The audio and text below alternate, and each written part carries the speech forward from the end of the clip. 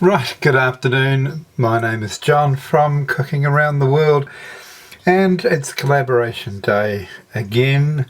And today you're going to see in my description box a list of cooks and chefs from around the world who will be taking part in a day in France.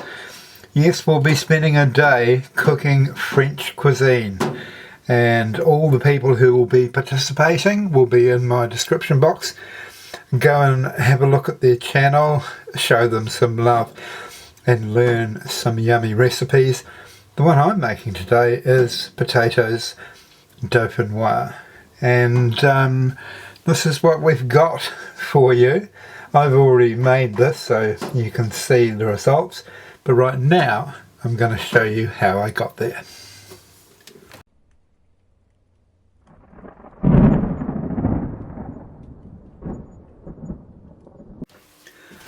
Right, I'm going to start by measuring out our potatoes.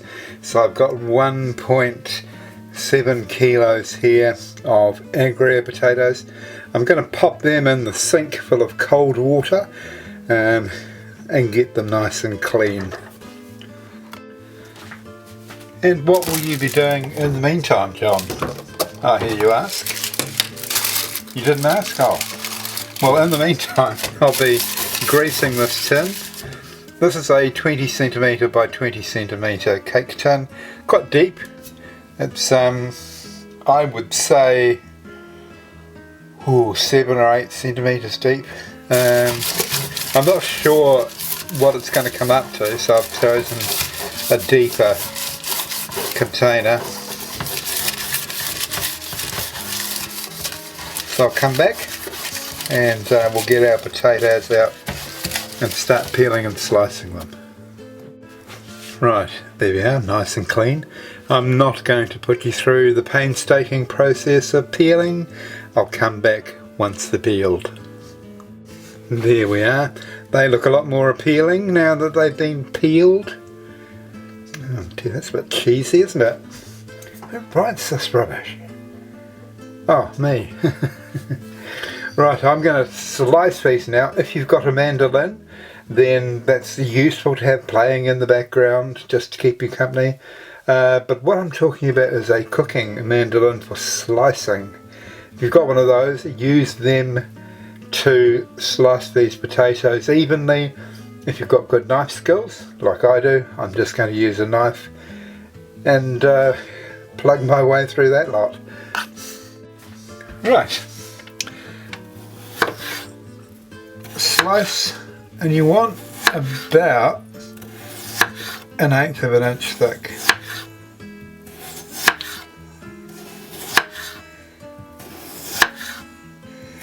If you do one that's a little bit thicker, it doesn't matter. The temperatures that we'll be cooking at and the length of time the potatoes will be in the oven, they'll be cooked fine. So there we go. I'll come back once we're all sliced up. Right, once we're all sliced, and we're not all sliced yet, but I'll show you what we're going to do. Just layer these slices. Try and do it so that you are covering as much of the space as possible. You should have some varying sizes that help you with that. And if you've mucked one up like I did there, that can go in the corner. Crisscross them. That always takes care of some spots that may look a bit barren. There we are. It's kind of like a potato mosaic, really, with a lot of forgiveness. Right, I'll come back once it's completed. So here are our other ingredients that we're going to add to our 400 ml of cream: 3 bay leaves, 6 cloves of garlic, there's a couple of small ones in there so I've doubled up, a teaspoon of ground black pepper and a teaspoon and a bit of salt. firstly, to deal with the garlic, just slice them like this. Quite big.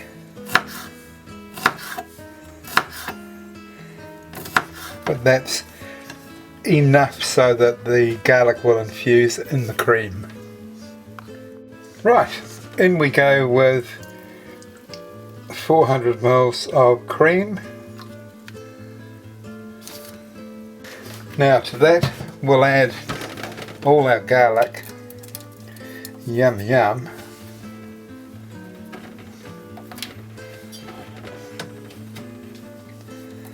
Then our 3 bay leaves and our salt and pepper. Give that a bit of a stir, then put it on the stove covered, because we don't want to lose any of this, at a very low heat for about half an hour, or until you can taste all those flavours in the cream. There you are, look at that. Don't those potatoes look lovely?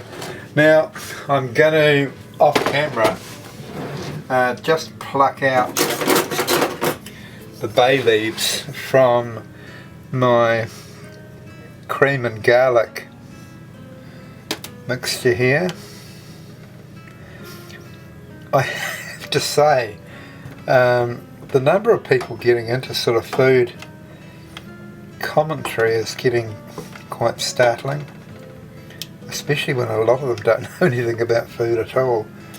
You sort of turn on YouTube and there's some kid there going, oh well, I think my mum overcooked the peas a bit tonight, and her mashed potato wasn't very good, it had a few lumps in it, and the béarnaise sauce, oh, that wasn't quite as good as it normally is. You know, well, they completely forget that they're doing a food review. And they go, well, I thought Mum's performance today wasn't very good. You know, she came back too soon from injury from the last season, I thought. Anyway, these vlogs continue to pop up everywhere. Now I've taken the bay leaves out. I'm going to give this a stir. Now I know it doesn't look like a lot of liquid, and you're thinking, you know, how's this going to work? Honestly, as long as it comes up to at least half, then you're going to be alright.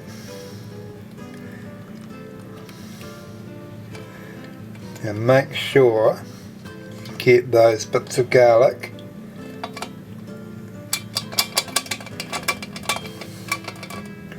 they're very important.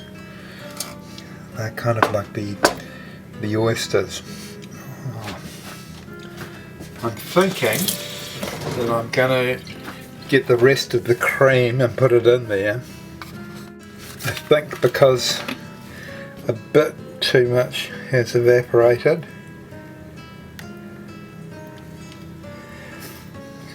Now if you haven't already, you need your oven at 180 degrees, and you want your tray inside the oven to be just below the middle. So that the middle of this baking dish here is the middle of your oven, and that will be perfect. Now we need to cover this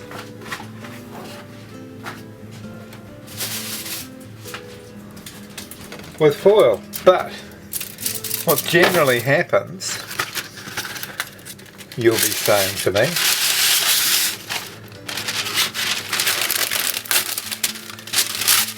is that the foil gets stuck to these ingredients here. So a quick cheat is to put some baking paper down first. Then your mixture isn't going to stick.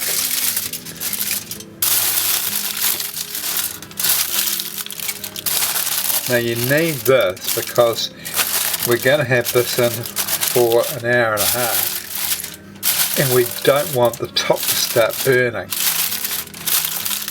So after an hour and a half we're going to push down the mixture to compress it, take the foil off and get it to golden brown. Right, after 1.5 hours, let's see what it looks like underneath. Ooh la la. Right, now it's time to compact our Dauphinois. Just press it down.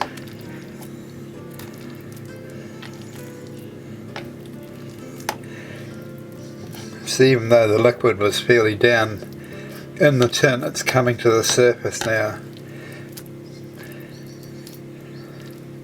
And the way that liquid is coming to the surface means that when we put it back in the oven for half an hour, that will turn a beautiful golden colour.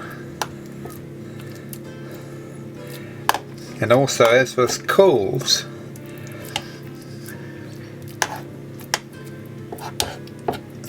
it will become more compact, more one piece. So we're going to do half an hour more, and then we're going to press it again.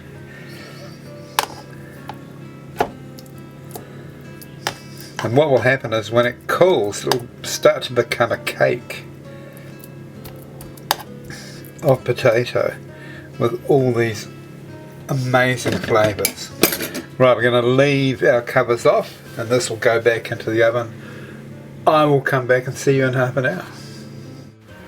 Right, it's time to come out of the oven.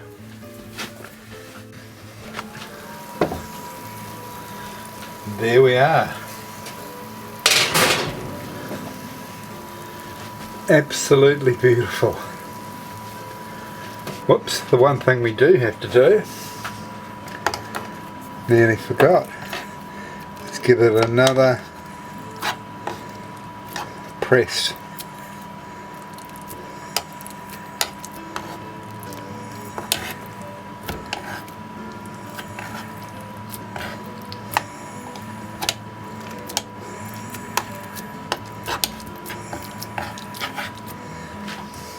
There we are. Oh my gosh. It doesn't matter how many times I make this, I get excited every time. This one's too white. I think this is going to be perfect.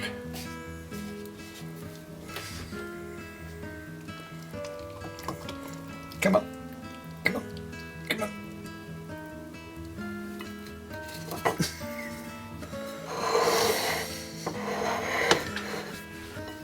Right, I've got that out now, so we can dispense with this.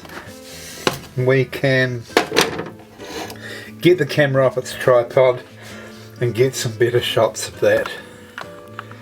Okay, there we are. Doesn't that look absolutely delicious? Okay, I think it's time to taste. I'll get a little bit from down here. What I really want, what I really want, is, oh my god, garlic. It's fantastic.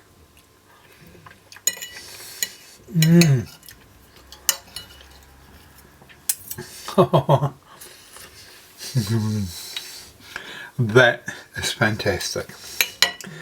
Right, I hope you enjoyed watching this. This is very easy to make, and it's very rewarding flavour wise too. So hopefully I will catch you on my next recipe.